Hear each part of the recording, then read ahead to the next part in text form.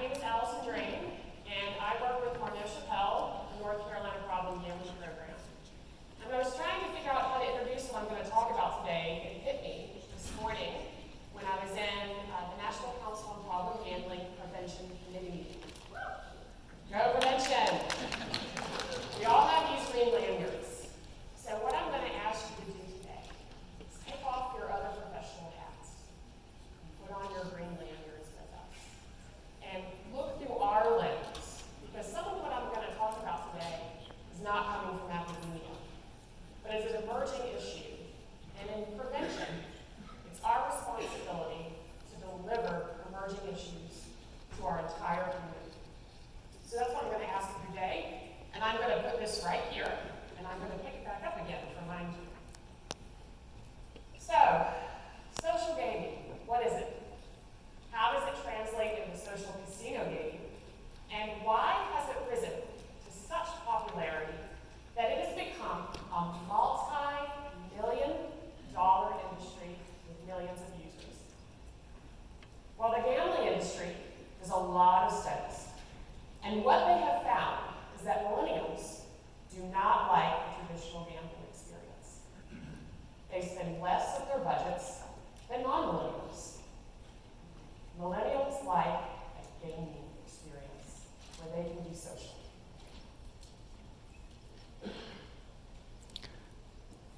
Social gaming commonly refers to doing and being involved in a game online.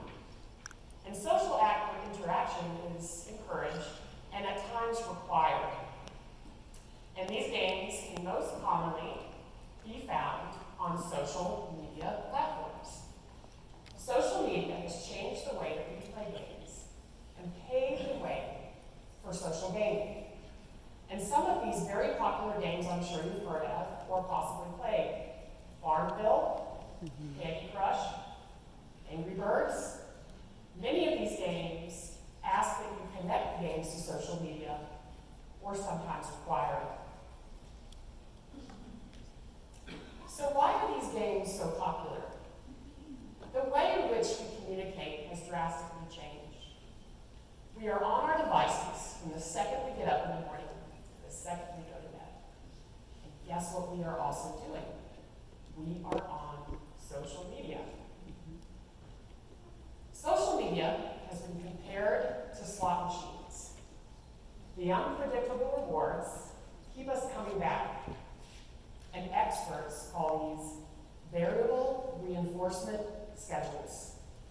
Now, regardless if you agree with that statement or not, and it's okay if you don't, social media has definitely changed the way that we play games and also the way that we communicate.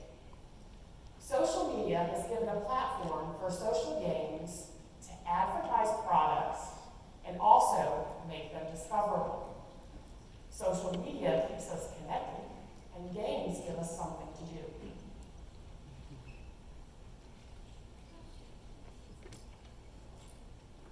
So, the illusion of free is very important when capturing new players. And also, a part of this is big data and analytics, which make products very discoverable, which make products very engaging, and also make them want us to be a part of them. So it also makes it very valuable. So what is valuable in the online world? What you'll find is that people who have grown up in a virtual goods economy will find that digital goods have become intuitive to their lives. A reward, a prize, something of social status on the online world has become a thing of material value to us. And so what are those? In-app purchases are ways that big data, analytics, and teams of gaming employees have come together to help us make transactions of digital goods or advancing opportunities. And these are microtransactions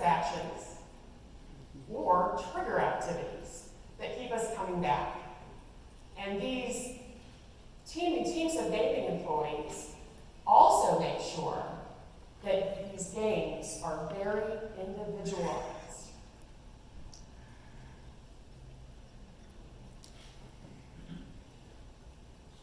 These games are also making quite a amount of money.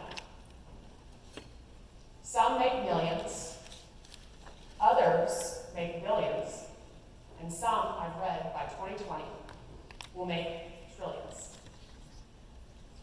So some people will download these games, and they will never make an in-app purchase. But some, called whales, and in the gambling world, we know that whales are the big spenders. This is the same in the social gaming world. Whales make up a very tiny fraction of players, but will make a colossal 50 to 70% of in-app purchases. They are spending tens and thousands of dollars. They are purchasing virtual coins. They are purchasing the $150 Candy Crush Lush packages. They are going into memberships in clubs. But why? Why is someone spending so much money on a digital or virtual good? Well, dopamine is released with leading up to a reward. And dopamine is also released in a near-miss opportunity, which commonly occurs in games like Candy Crush. And what if I told you near-miss opportunities give you an even greater urge to play than winning? Experts and some research says that the size of the dopamine response of a near-miss opportunity is in direct correlation with the severity of an individual's gambling disorder.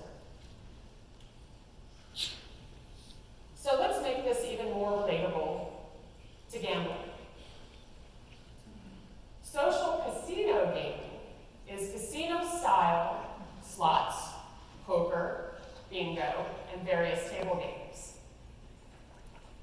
It has a lot of the same aspects of social games.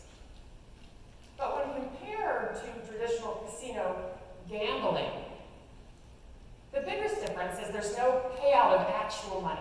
You're not getting anything back in return that you can cash out and go spend.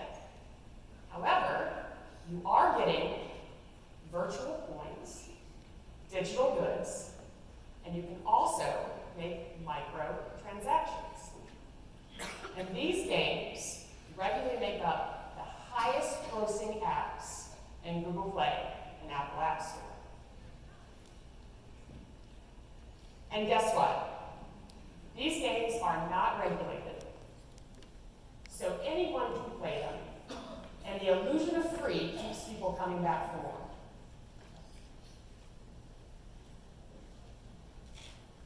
Social casino games make up and boast a monthly audience 3.5 times greater than those that have visited Las Vegas in 1 year.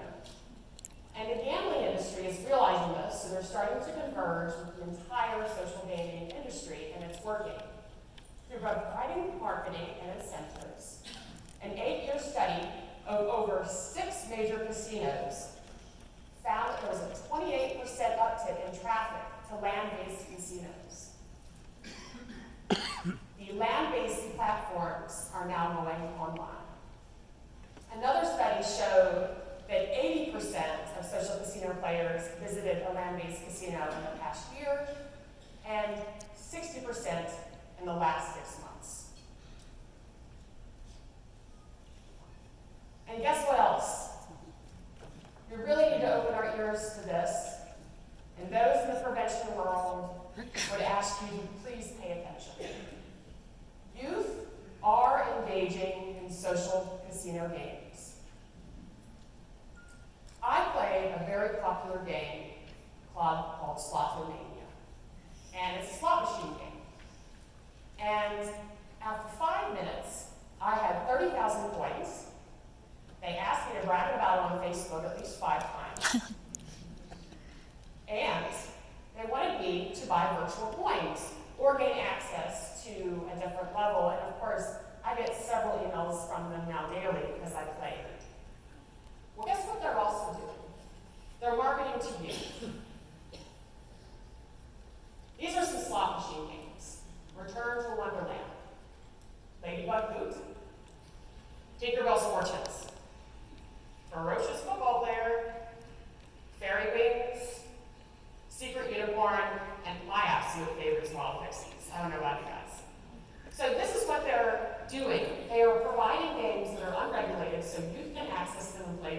they're trying to attract them. And to drive the point home, this is my daughter. She's 5, okay? And she still talks about the time when she was 5 here that she met Tinkerbell. This is her again. It's just at Christmas, and she's got a unicorn for him. There's a unicorn sitting beside her. Oh, and guess what? She's drawing a unicorn. So even someone as young as 5, if I allowed her, she would get on there and ask, what is that game? I would like to play it. So research is really showing this impact. And this is very important. So this very recent research shows that 37 to 50% of teens who gambled and played social casino games met criteria for low to moderate to high problem gambling. Now I realize that's a large continuum, but we must go back to understanding the core belief that we know that we all have is that if kids engage in things younger, their chances of becoming addicted to it as they get older increase. And what this also shows us is that when you play practice games, that you will also gamble. And here's in contrast to really show that. Now, 10% of teens who gambled but did not participate in social casino games scored as having any degree of problem gambling.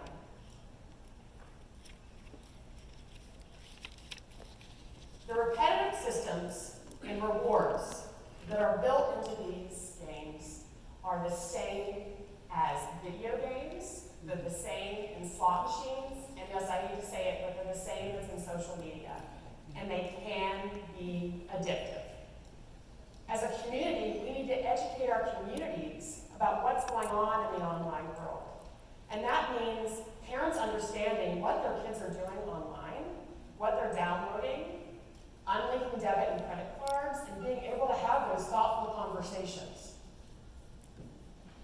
So there's a second facet today that I also want everyone to be very aware of.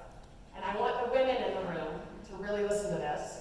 And I want people that care about women to really listen to this. So everyone should be listening. So as I'm digging through all of this material, I repeatedly find that women are dominating the social game world. One statistic I found is that 70% of social game players are women, and they are participating in the virtual goods economy and making these in-app purchases at really significantly high rates. And I started to get really concerned because I started to see my friends with their phones playing games. Now, not all of them probably will even make an app purchase. But what if there are some that are? So I'm going to build a case today, and again, this is where we put on our prevention hats.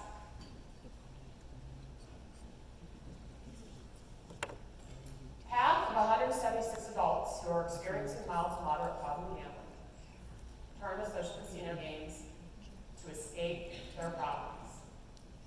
Have I piqued your interest? Okay. This is a recent survey. Among 45,000 people living with a gambling disorder, 64% are women. I read that and I said, 64% are women. Is this happening? That is up from 18% in 2015. That is almost a 50% increase. And that is attributed to online gambling. We have got to support our women.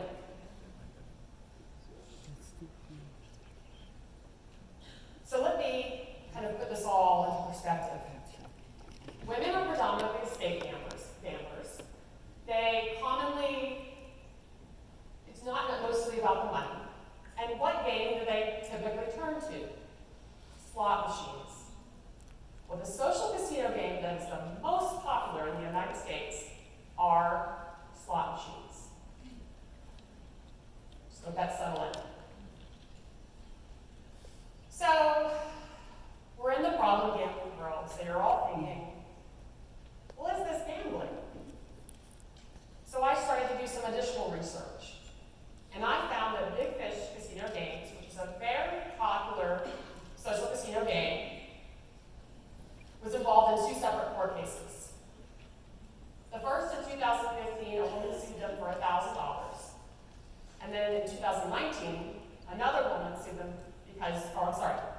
$7,000.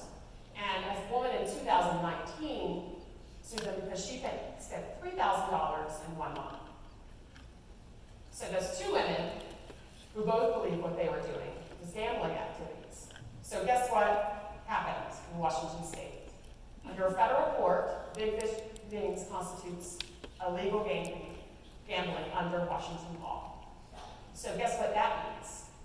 People that are experiencing issues because of social gaming, because of social casino gaming, it makes it a problem gambling issue.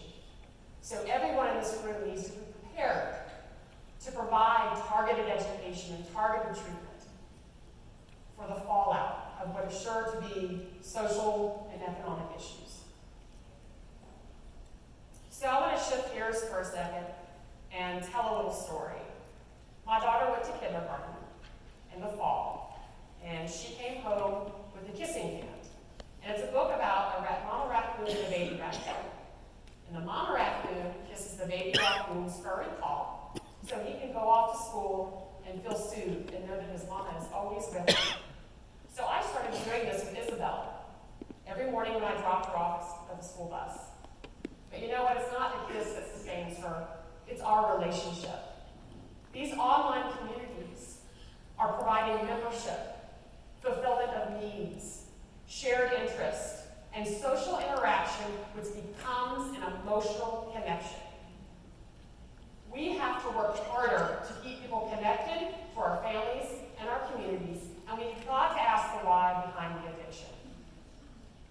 Yeah. So, you know what else happened in the story?